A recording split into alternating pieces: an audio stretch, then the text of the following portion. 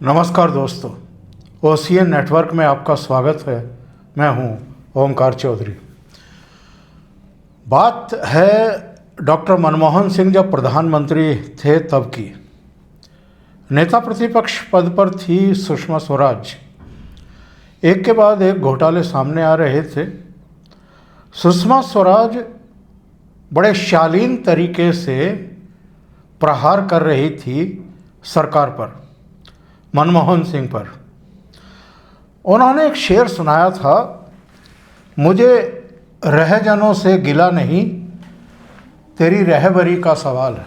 और मनमोहन सिंह ने भी उसके बाद एक जवाब दिया था कि मेरी खामोशी ही बहुतों की लाज रख रही है, कुछ इस अंदाज में।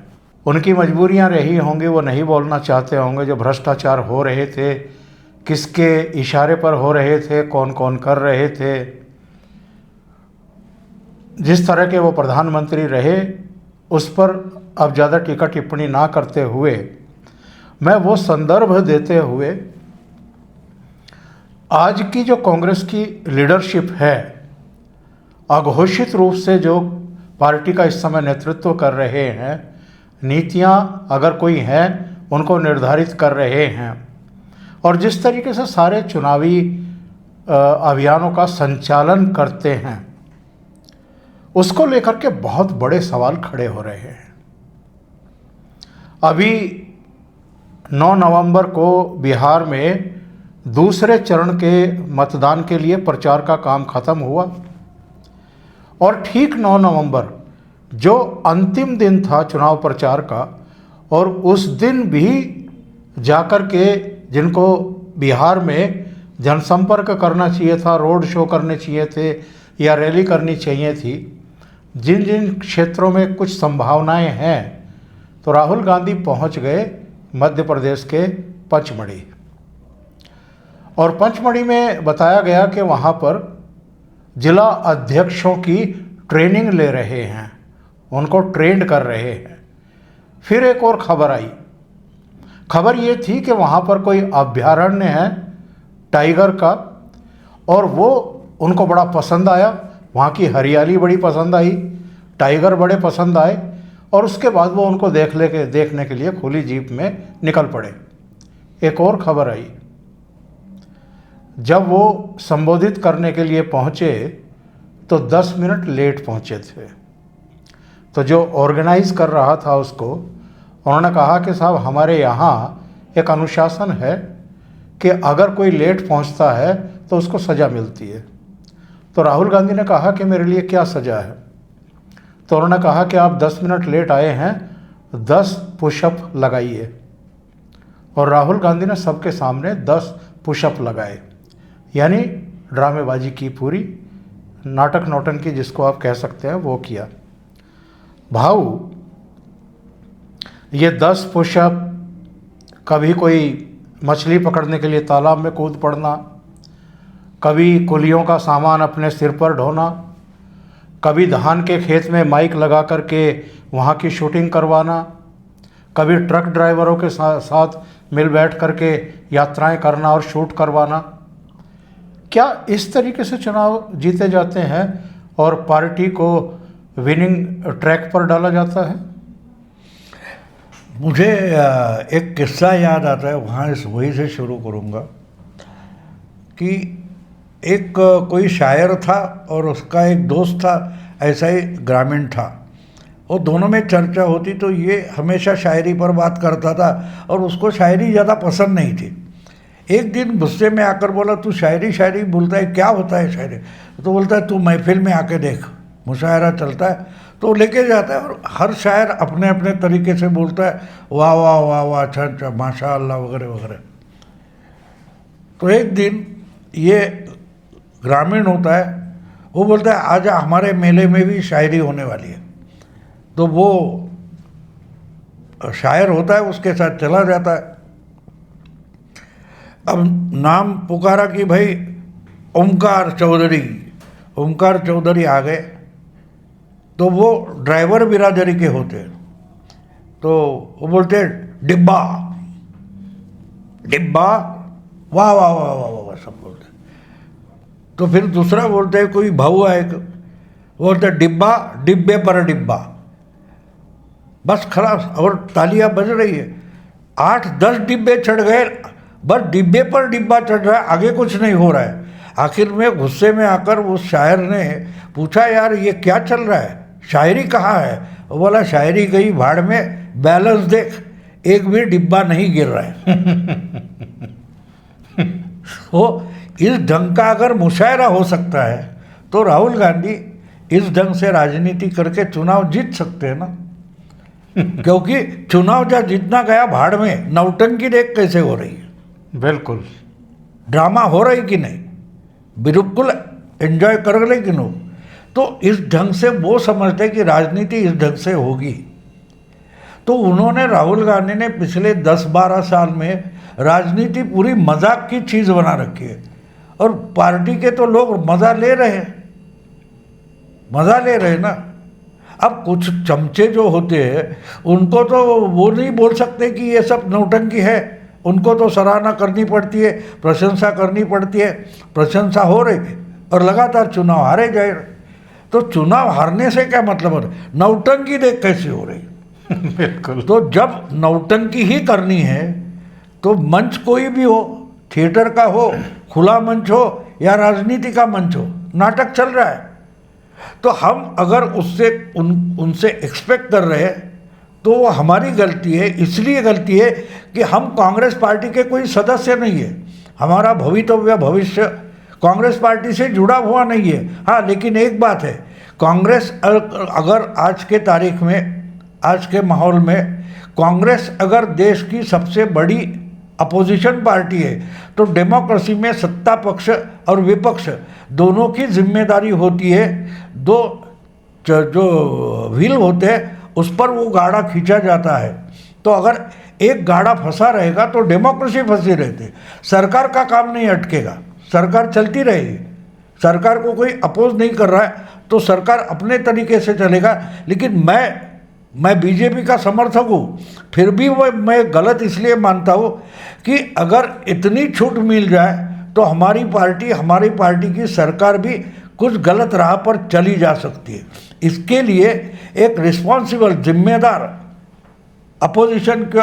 अपोजिशन या जिसको विपक्ष बोलते हैं होना चाहिए।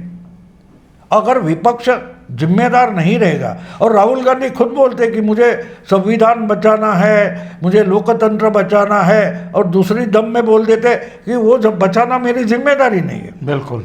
तो आप ये इंसान अगर किसी के लिए भी जिम्मेदार नहीं है तो वो पार्टी की हालत क्या बनाएगा, आप समझ सकते हो।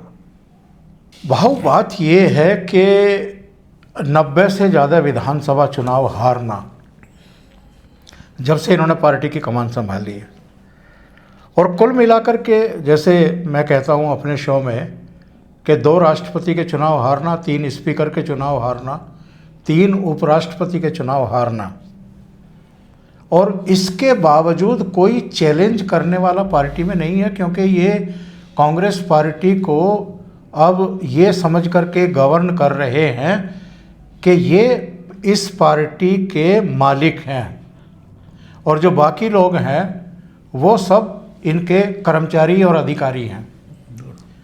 तो ऐसे में जो कुछ कांग्रेस पार्टी के साथ हो रहा है, और ये कब्जा बनाए रखने के लिए जिस तरीके से बयानबाजी करते हैं, मतलब खुद की कोई जिम्मेदारी, जवाबदेही नहीं है कि मैं क्या नाटक नौटंकी कर रहा हूँ।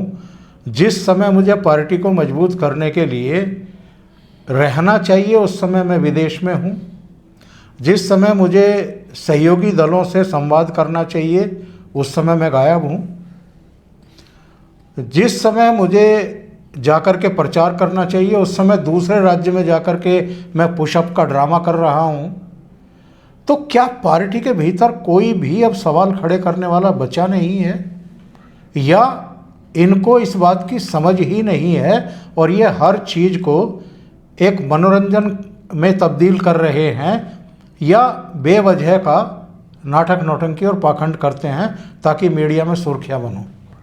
नहीं देखिए, एक बात है, आपकी भी नातिन है, मेरे भी नातिन है, मेरे बेटी की बेटी है, आपके बेटे की बेटी है, वो अभी वो 3 साल की होगी, ये 5 साल की होगी, तो उसको हम कोई नया खिलौना लेकर देते हैं, महंगा खिलौना होगा तो उस बच्ची के लिए वो खिलौना है, महंगा या सस्ता है उससे मतलब नहीं है। एक गुब्बारा लाया 10 रुपये का होगा, 25 रुपये का होगा, फूट गया, टूट गया, तो कोई लेकिन अगर 1,000 रुपये का खिलौना, तो हमारा मेहनत का पैसा है, हमको बुरा लगता है बच्चे को। अब उसके हाथ में कौन सा खिलौना देना है या नहीं देना है, ये हमारी जिम्मेदारी बनती है। अगर इनकी माँ या पार्टी के जो बुजुर्ग हैं वो अगर चुपचाप देख रहे हैं तो गलती उनकी है, मैं राहुल गांधी की गलती नहीं मानता।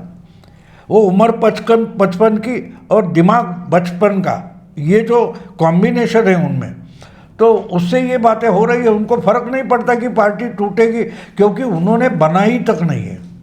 एक बात होती है कि जो बनाता है उसको बिगड़ने से, टूटने से दुख होता है, इन्होंने बनाया नहीं है और टूटेगा उसका मतलब नुकसान होगा, वो उनके दिमाग में नहीं आ रहा है।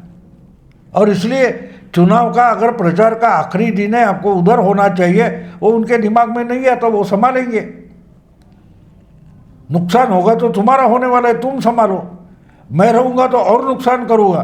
तो एक तरीके से पार्टी पर मेहरबानी की उन्होंने कि वो आखिरी 2 दिन, अगर बिहार के दूसरे दौर के प्रचार के समय में 2 दिन नहीं रहे तो एक तरीके से पार्टी के लिए उन्होंने बहुत बड़ा काम किया, क्योंकि रहते तो और बिगाड़ देते। अब मुझे बोलिए कि किसी पार्टी के शिविर में पुशअप्स निकालो, ये क्या मजाक हुआ। और जो उसको बोल रहा है कि 10 मिनट लेट होता है, अनुशासन बिगड़ता है तो सज़ा होती है, तो वो सज़ा तो इनको पहले देनी चाहिए थी। पिछले 10-12 साल से आप जितनी गलतियां हो रही है उसकी सज़ा नहीं दे रहे हो, तो इसकी सज़ा पुशअप्स के जो ड्रामा कर रहे हो, इससे लोगों को पता चलता है, ये लोगों को भी उल्लू समझते हैं। अब ये सब ड्रामा देखकर जो मध्य प्रदेश में हो या और कहीं हो, जिलाध्यक्ष हो, जो भी कोई चुनाव लड़ने वाले हो, वो क्या सोचेंगे, ये तो मजाक चल रहा है। चुनाव या पार्टी बनाना इतनी आसान बात होती है? अगर इतनी आसान बात होती तो मोदी 24/7 क्यों काम करते, अमित शाह इतना काम क्यों करते, हमारा देवेंद्र फडणवीस है या आपके त्यागी योगी जी है, वो इतनी मेहनत क्यों कर रहे हैं? अगर राहुल गांधी जिस ढंग का पॉलिटिक्स करते हैं, पॉलिटिक्स इतनी आसान बात होती तो बाकी जो पार्टियां मेहनत करके खड़ी होती। अब देखिए, वो बिहार की बात लीजिए, कम्युनिस्ट पार्टी CPI माले जिसको बोलते, वो 15-20 सीट लड़ने के लिए कितनी मेहनत करते।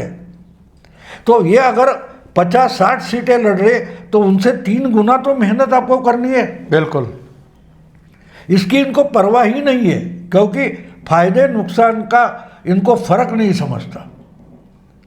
तो राहुल के पास से इससे ज़्यादा हम होप नहीं कर सकते, आशा नहीं कर सकते।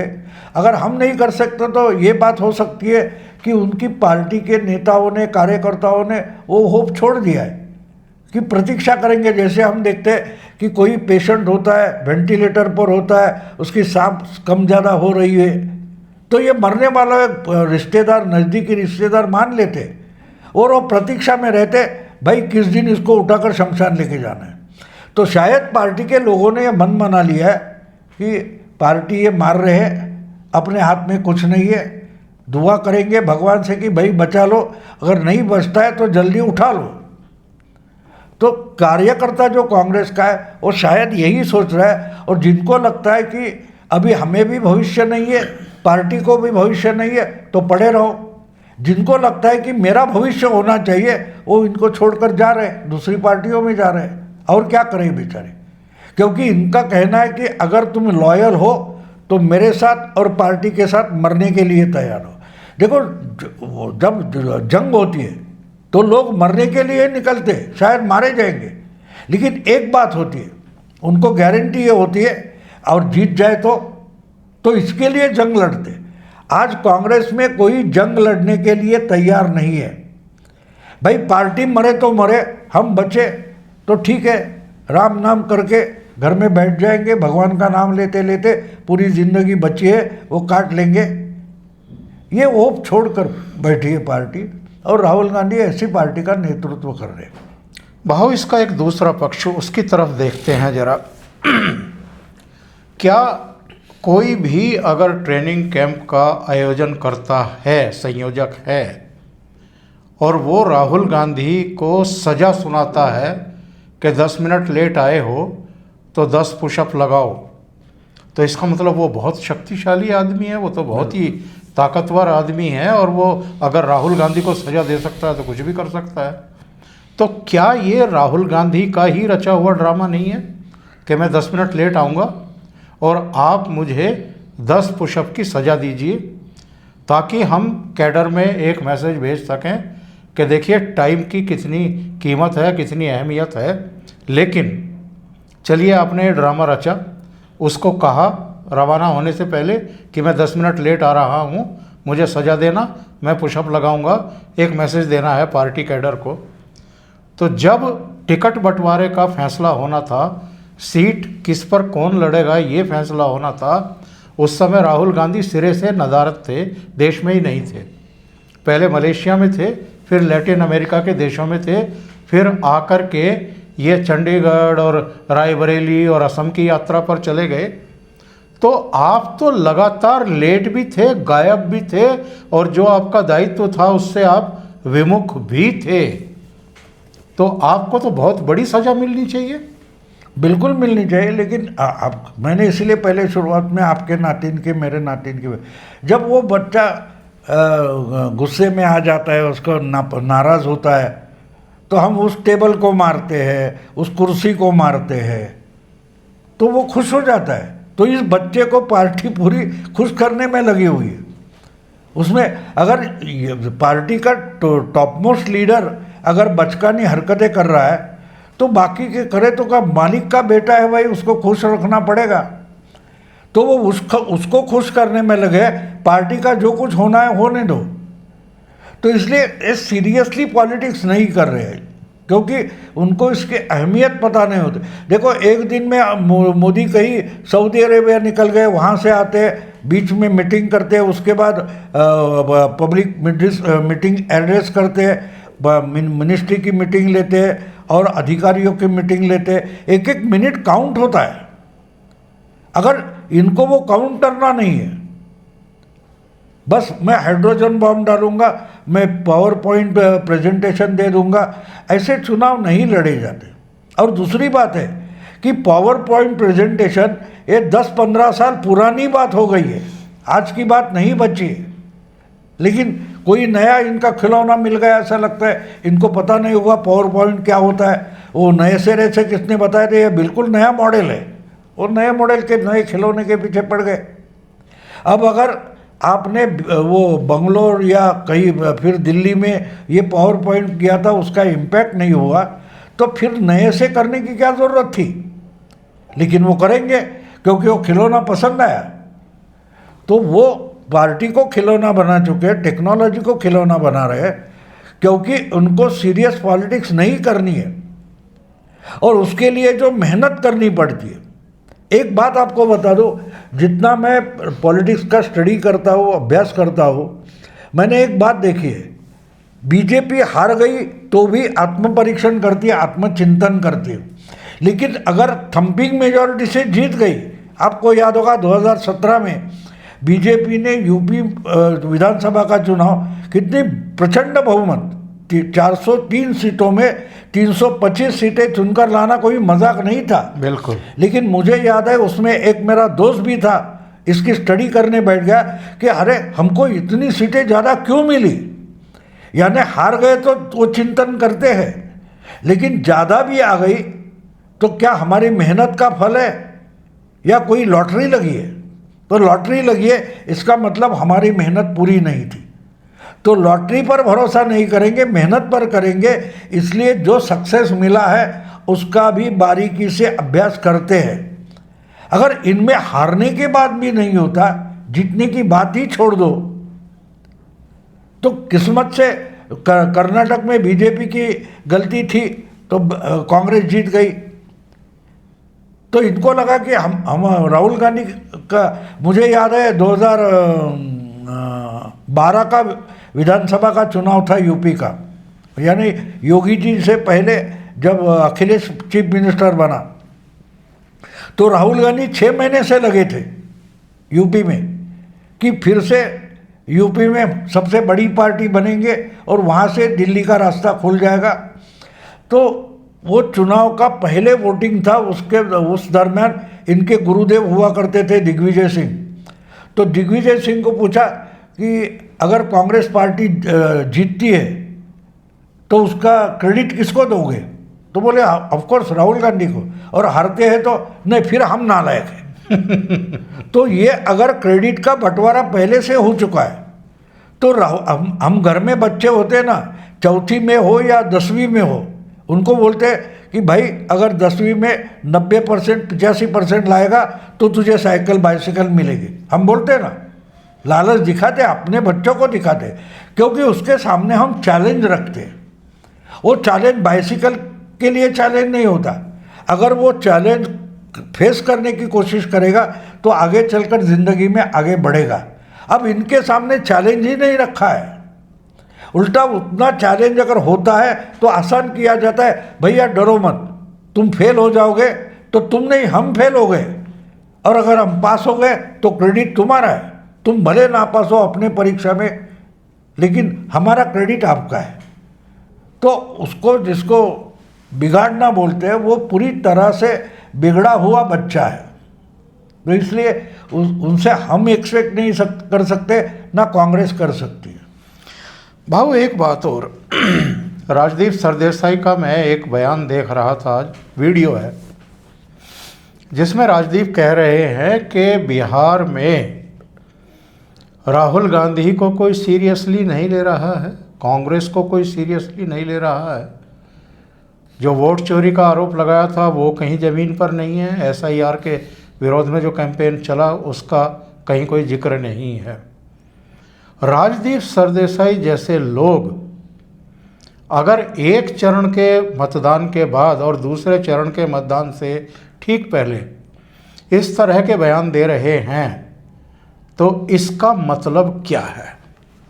इसका मतलब साफ है, चुनाव हार चुकी है कांग्रेस, और तेजस्वी यादव को भी अपने साथ उन्होंने डुबा लिया, इतना सीधा है। देखो कितना भी कांग्रेस के खिलाफ जाने वाला वोट दिखाई दिए तो भी उसको बचाने की कोशिश, उसका बचाव रखने की कोशिश राजदीप जैसे लोग करते हैं।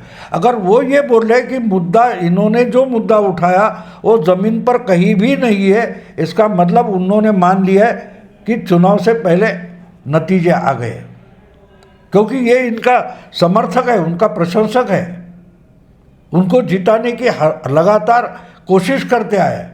और अगर उसने पहले ही होप छोड़ दिया है कि गलत रणनीति अपनाई गई है, गलत मुद्दे उठाए गए, तो उसका मतलब उसको भी साफ साफ बिहार के चुनाव में कांग्रेस और आरजेडी की हार दिखाई दे रही है। तो बात साफ है, इससे और क्या हम निकाल सकते हैं। लेकिन 14 तारीख को पंडित नेहरू के जन्मदिन पर जो चुनाव नतीजा आने वाला है और उसके बाद जो रुदन हमें विपक्ष की तरफ से दिखाई देगा, इकोसिस्टम में दिखाई देगा, उसमें तो राजदीप सरदेसाई भी फिर अपने प्राइम टाइम में इन्हीं चीज़ों पर चर्चा करते हुए मिलेंगे बेशर्मी के साथ कि राहुल गांधी कह रहे हैं कि देखो फिर वोट चोरी हो गई, मोदी जी ने चुनाव आयोग के साथ मिलकर के फिर वोट चोरी कर ली, हम तो पता नहीं कब से कह रहे थे यही बात, फिर वही हो गया बिहार में भी। नहीं, वो तो देखो अब इसमें कोई नई बात बची नहीं है, आप रोते रहो, लोग देखते रहेंगे। लोग अगर राहुल गांधी को सीरियसली नहीं ले रहे, ये अगर राजदीप बोल रहा है तो राजदीप को कौन सीरियसली ले रहा है? आपको वो वीडियो बहुत पब्लिकली मालूम है, अंबानी उसको बोलते हैं कि मैं आपको सीरियसली नहीं ले। यस, तो अंबानी का इंटरव्यू कर रहे हैं, अंबानी की प्रशंसा कर रहे हैं, लेकिन मैं आपकी प्रशंसा सीरियसली नहीं लेता, ये अंबानी बोल रहे हैं, छोटी बात नहीं है। उन्होंने अंबानी के खिलाफ कुछ नहीं बोला है, उसमें वो उनकी प्रशंसा कर रहे हैं, सराहना कर रहे हैं, फिर भी वो बोलते हैं कि मैं तुम्हें सीरियसली नहीं लेता। यानी राजदीप सरदेसाई का जो आकलन है वो सीरियस लेने की ज़रूरत नहीं है, बिल्कुल साफ है। इन्होंने अपनी क्रेडिबिलिटी राहुल गांधी से पहले गंवाई है। राहुल गांधी तो पिछले 10 साल, ये तो पिछले 25 साल से टेलीविज़न का जर्नलिज्म कर रहे हैं। कितनी बार सही निकले। तो बिल्कुल। बात सीरियसली आपको भी कोई नहीं लेता। और अगर राजदीप सरदेसाई ही बोलता है कि राहुल को कोई सीरियस नहीं लेता, तो उसका मतलब दो गुने दो कितना हो गया, चौगुना हो गया। भाव अभी बिहार के तुरंत बाद जिस राज्य में चुनाव होना है वो है पश्चिम बंगाल। मध्य प्रदेश में 2028 में होना है, लोकसभा चुनाव 2029 में, और उससे एक साल पहले करीब करीब 3 राज्यों में छत्तीसगढ़, मध्य प्रदेश, राजस्थान में होना है। तो मध्य प्रदेश में जाकर के ट्रेनिंग अभी से शुरू करने की क्या ज़रूरत पड़ गई राहुल गांधी को? अगर उनको जाना ही था तो उनको बंगाल की चिंता करनी चाहिए थी, क्योंकि पिछले विधानसभा चुनाव में कांग्रेस पार्टी 44 से 0 सीटों पर आई थी और वामपंथी 22 से 0 सीट पर आए थे। तो उनको बंगाल की चिंता करनी चाहिए कि जहां पार्टी की 44 सीटें घटी थी, या सीधे मध्य प्रदेश पहुंचना चाहिए? नहीं, जहाँ ज़रूरत नहीं वहाँ तो राहुल गांधी जाएंगे ना। अभी ज़रूरत बंगाल की है, लेकिन वो बंगाल नहीं जाएंगे। वो बेचारा अकेला अधीर रंजन चौधरी लड़ रहा है, तो ये जाकर करेंगे भी क्या? उनके पास अगर वहाँ कार्यकर्ता तक नहीं बचा है तो जाकर करेंगे क्या? यहाँ कम से कम ठीक है, मध्य प्रदेश ऐसा राज्य है, छत्तीसगढ़ हो या राजस्थान हो, उधर जाना ही मैं अच्छा मानता हूँ। कम से कम बिहार से पहले वो सब पूरा समय जो है वो अगर मध्य प्रदेश में या छत्तीसगढ़ में लगाते तो अच्छी बात थी, क्योंकि वहाँ बीजेपी और कांग्रेस सीधी लड़ाई है, वहाँ ताकत लगाए, अच्छी बात है। तो फिर बिहार में फालतू का टाइम पास क्यों किया? पिछले 3 महीने से आप बिहार में लगे हो, बिहार को अपने कर्म पर छोड़ दो। लेकिन आपकी ताकत आज भी बची है तो महाराष्ट्र में अच्छी ताकत है, थोड़ी बहुत है, लेकिन है। बिहार, मध्य प्रदेश है, राजस्थान है, छत्तीसगढ़ है, कर्नाटक है, जहाँ आपकी ताकत है उधर लगाओ, वहाँ डटकर खड़े रहो। ये 3 राज्य जहाँ है वहाँ जीत कर आ जाओ तो एक ग्राउंड बन जाता है, उस पर फिर नेशनल लड़ाई लड़ सकते हो, यूपी की लड़ाई लड़ सकते हो। तो गलत है ऐसा मैं नहीं मानता, लेकिन उधर जाकर आप पुशअप करोगे तो उसकी क्या ज़रूरत है? आपका अच्छा संगठन है, क्योंकि ये 3 राज्य ऐसे जो 28 में चुनाव है, वहाँ बात साफ है, आप ही सीरियस अपोजिशन हो, ओनली अपोजिशन हो। दूसरी कोई पार्टी ना मध्य प्रदेश है, छत्तीसगढ़ है या राजस्थान में, तो वहाँ मेहनत करो, कोई गलत नहीं मानता मैं, लेकिन वो जाके सीरियसली करो। आप जिसको ट्रेनिंग देने जा रहे हो उसको ट्रेनिंग क्या देना है आपको पता है? आपने कौन सी ट्रेनिंग ली है कि आप उनका ट्रेनिंग करने जा रहे हो? तो आप उनका फिजिकल ट्रेनिंग करने जा रहे हो। देखो, मुझे अचानक सज़ा मिली, मैं 10 पुशअप कर सकता हूँ, क्या कल तुम 20 मिनट लेट हो जाओगे तो क्या 12-20 पुशअप्स करोगे? ये ट्रेनिंग देने के पॉलिटिकल पार्टी में ट्रेनिंग क्या करना है, बस वो छोड़कर। मुझे और एक किस्सा याद आता है, हमारे गांव का ऐसा बढ़िया है। वो घर का एक नौकर था, उसको मालिक ने बोल दिया, अरे सुबह जल्दी उठ के तैयार हो जाना, पाट परोड़े गांव जाना है। तो सुबह उठकर मालिक पूजा बीजा करके नाश्ता वगैरह करके रेडी हो जाता है कि भाई निकलेंगे, तो देखता है तो सोमग्या गायब है, जो घर का नौकर है वो गायब है। वो इधर उधर पूछता है, घर में पूछता है, पत्नी को पूछता है, बोले सुबह से तो दिखाई नहीं दिया। होते होते दोपहर हो जाती है, 12-1 बजने को आते हैं, तो देखते हैं दूर से आते हुए एक इंसान दिखाई दे, तो थोड़ी देर के वक्त सो में आए। तो आते ही मालिक उसको गाली देता है, कहाँ मर गया था तू, तुझे बोला था सुबह जाना है, पाट परोड़े जाना है। वो बोला बिल्कुल, मैं जाके आया। तो बोला क्यों गया था? नहीं मालिक, वो तो आपने नहीं बताया था। तो ये सुबह उठकर मालिक भी तैयार होने के पहले निकल गया, भोर के पहले निकल गया और पाट परोड़े गांव में जाकर वापस आ गया। लेकिन क्यों जाना था? तो बोलता है मालिक आपने बताया नहीं था, मैं तो जाकर आया। तो राहुल गांधी बिल्कुल उस ढंग से सोचते हैं कि भाई मध्य प्रदेश जीतना है, ठीक है मैं मध्य प्रदेश होकर आता हूँ, लेकिन किस लिए जाना है भाई, कभी चुनाव है, वो बाद में आकर पूछता है। बिल्कुल उसी ढंग से उनका काम चलता है। तो सुनने वालों को लगेगा कि मैं मजाक कर रहा हूँ, बिल्कुल मजाक नहीं कर रहा हूँ। आप देखो मेहनत राहुल गांधी बहुत कर रहे हैं, लेकिन गलत जगह कर रहे हैं, गलत जगह। घर में नल लगा हुआ है, पाइप से पानी आता है, वो जाएंगे और कुएं से पानी निकालेंगे, और पानी निकाल कर क्या करना है पता नहीं, आपने बताया नहीं था। मैंने बाल्टी से पानी निकाल दिया और उल्टी कर दिया, बाल्टी खाली हो गई। तो इस ढंग से काम करोगे, लेकिन उसका अगर कुछ परिणाम नहीं है, फायदा नहीं है, तो जो काम कर रहे हो कभी तो सोचो कि मैं जो कर रहा हूँ क्या उससे पार्टी को या मुझे पर्सनली कोई फायदा है या नहीं। अब ये करने के लिए सोचना पड़ता है, सोचने के लिए दिमाग चाहिए, दिमाग चालू होना चाहिए। अब इनके दिमाग की घंटी बजती नहीं तो क्या करें। भाऊ, पिछले कुछ दिनों से फिर से इन्होंने प्रिय युवाओं और जैन जी ये लिखना शुरू किया है। क्या है इनके दिमाग में, चाहते क्या हैं और क्या इनको पता नहीं है। ये जैन जी शब्द नेपाल से आया है। नेपाल से पहले 2 और देशों में तख्ता पलट हुए थे, बांग्लादेश और श्रीलंका में, वहाँ ये शब्द नहीं था। अभी नया नया नेपाल से आया है और तब से राहुल गांधी इसको पकड़े बैठे हैं। चाहते क्या हैं और क्या इनको पता है कि नेपाल में प्रॉब्लम क्या थी और यहाँ वो प्रॉब्लम नहीं है। नहीं, मालूम तो सब है, लेकिन क्या होता है देखो, जुआरी होता है ना, वो जुआरी की एक बात हमेशा होती है कि वो अपने तरीके से किस्मत आजमाने की कोशिश करता है। तो अगर मैं कुछ नहीं कर पा रहा हूँ तो कोई चमत्कार हो जाए, मेरे लिए जेनजी काम करे, मेरे लिए मैं नहीं काम कर रहा हूँ, मेरे लिए पार्टी नहीं काम कर रही, पार्टी कर रही तो मैं काम बिगाड़ रहा हूँ, तो उसे क्या निकलेगा। तो उनके सोचने का अंदाज ये हो गया है कि भाई कुछ भी करके चमत्कार हो जाए, तो जेनजी वो करेगी और मैं आराम से मोदी को हराने का क्रेडिट उठाऊंगा और प्राइम मिनिस्टर बन जाऊंगा। तो वो he is hopping against hope, जैसे अंग्रेजी में बोला जाता है कि आशा तो नहीं बची है, लेकिन कुछ हो जाए। ये खुद को झुठला रहे, खुद को ही फंसा रहे कि भाई कुछ तो कुछ हो जाएगा और निकल आएंगे, इससे ज़्यादा कुछ नहीं है। अब जेनजी वहाँ क्यों हुआ इनको पता नहीं है।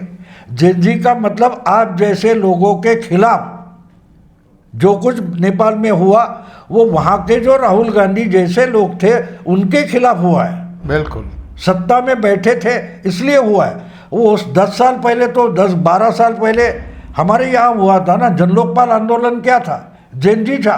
उसके बाद ही आप बेकार हो पड़े हो।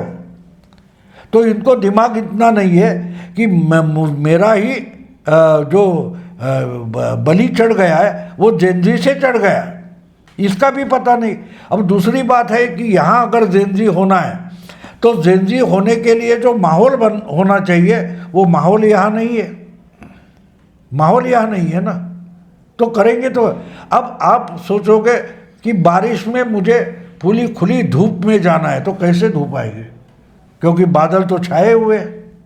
अब उसमें आप धूप में घूमने को जाना है ये होप करोगे तो वो गलत होता है। माहौल होना चाहिए, ये माहौल नहीं है, लेकिन वो शब्द उनको पसंद आया है और अगर ये शब्द का इस्तेमाल करूँगा तो खबरें बनेगी, इसलिए उस शब्द का इस्तेमाल कर रहे, इससे ज़्यादा कुछ नहीं है। दूसरे चरण का मतदान 11 नवंबर को है, यानी एक दिन बाद है, और 14 नवंबर को बिहार का नतीजा आना है। शायद राहुल गांधी को भी नतीजा पता है, तेजस्वी को भी पता है, राजदीप सरदेसाई को भी पता है, पूरी कांग्रेस को भी पता है, और हमें और आपको भी अब तो इस बात का अंदाज़ा है कि 5 राज्यों में विधानसभा चुनाव हुए हैं लोकसभा के बाद, उनके नतीजे क्या रहे और कांग्रेस का इन 5 राज्यों में परफॉर्मेंस कैसा रहा है।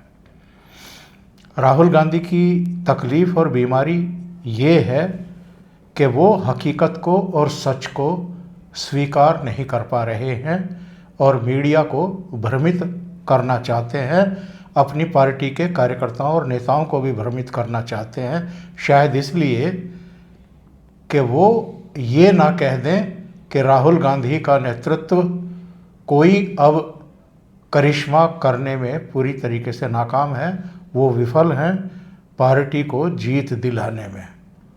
और अगर ये नैरेटिव सेट हो गया और आवाज़ें उठनी शुरू हो गई पार्टी के भीतर से, तो संगठन पर जो 10 जनपद परिवार कुंडली मारे बैठा है, बहुत देर तक वो बैठा नहीं रह सकेगा। इसलिए कुछ ना कुछ ड्रामा करो, बयानबाजी करो, चुनाव आयोग को जिम्मेदार ठहराओ, प्रधानमंत्री नरेंद्र मोदी पर वोट चोरी का आरोप लगाओ, सारे काम करो, लेकिन मेरी विफलता है, मेरे नेतृत्व की विफलता है, मैं लीडरशिप नहीं दे पा रहा हूँ, ये धारणा मत बनने दो। इसलिए इस तरह के प्रपंच और इस तरह के ड्रामे जो हैं वो राहुल गांधी के जारी हैं। बहुत बहुत धन्यवाद जुड़ने के लिए। और वो शेर याद आ गया, वो क्या बोलते हैं कि ज़िंदगी भर ताउम्र ये गलती करता रहा, आईना साफ करता रहा, धूल तो चेहरे पर थी। बिल्कुल, बस ये हम अनुभव कर रहे हैं। बहुत बहुत धन्यवाद भाऊ, और आप सबका भी बहुत आभार, बहुत धन्यवाद, आप जुड़े। एक निवेदन रहता है, अगर आपको ये चर्चा अच्छी लगी है तो लाइक ज़रूर करें, वीडियो को शेयर ज़रूर करें, फॉरवर्ड करें और कमेंट ज़रूर करें। इसके अलावा अगर अभी तक आपने ये चैनल सब्सक्राइब नहीं किया है तो सब्सक्राइब ज़रूर करें, बेल आइकॉन दबाएं, उसमें भी ऑल वाला बटन दबाएं, ताकि आगे आने वाले वीडियो और प्रोग्राम के नोटिफिकेशन आपको ज़रूर मिल जाएं। बहुत बहुत धन्यवाद, नमस्कार।